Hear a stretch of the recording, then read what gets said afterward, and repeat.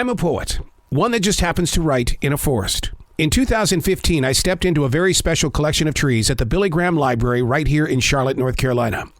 While there, I did nothing but write. But they were never my words. They were the lyrics from Billy's Forest. Nearly 2 years later, God spoke directly into my heart. He said, dude, come on now. Let's write in other collections of trees, mainly your own forest in South Charlotte, North Carolina. You see, in every place that I have written, the spirit of Billy's lyrics vibrate the purpose and plan that God has put into play. I never know what I'm going to write about when I enter any forest, which gives us plenty of time to talk about it in the end. Remember, these aren't my words. These are the lyrics from Billy's Forest.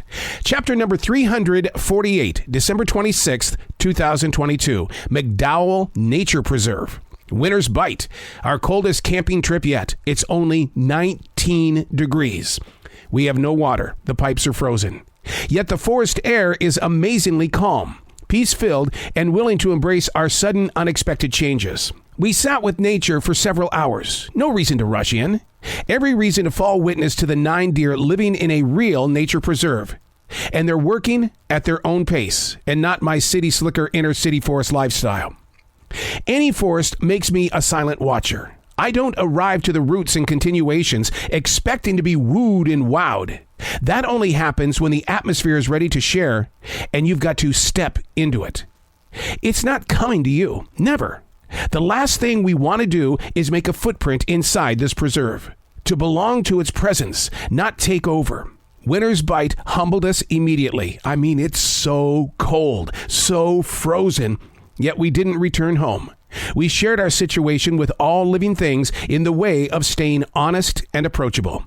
To be available, like that of a student and or a teacher.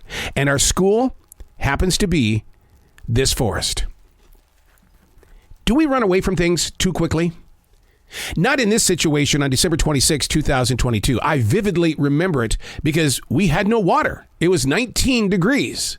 What were we going to do? We had to think like survivalists. We had to stay warm like survivalists. Do we run away from things too quickly? When in fact, in those moments, we could be learning things because the way of the world is a constant change right now. I realize we're all talking about this climate change and the world is heating up, but not really. It's going to have its opposite effects in the colder weather as well. Are we running away too quickly? And how can we plant our feet without putting a footprint in the sand? Running away too quickly leaves you out of the story. I will always share the journey of moving from Montana to North Carolina in the broadcast industry. And I've called it my biggest mistake because I wanted to move too quickly. I wanted to get to the larger markets really fast. I mean, my God, I was going to be 25 years old one day. I had to be there. And that being there, I wanted to be the guy in Los Angeles doing a morning radio show.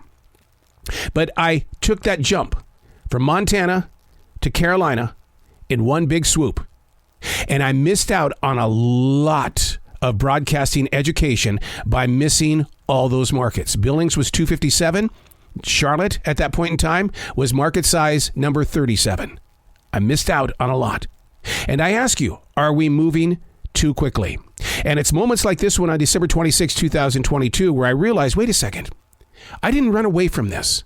And because I didn't run away, nature almost embraced us. The important thing wasn't that we needed water. The important thing is that we stopped and we viewed, we studied, we became a part of, and we didn't try to redesign the situation like that of someone who runs away too quickly.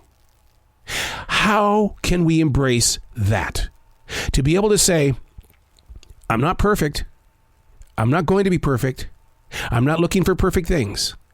I just want to become a part of this. Living in the presence of what is your right now. Be okay with being the student. And be okay with maybe one day you're going to teach it. Where is your classroom? Mine on that particular day was the forest. I'm Errol. These are not my words. These are the lyrics from Billy's Forest.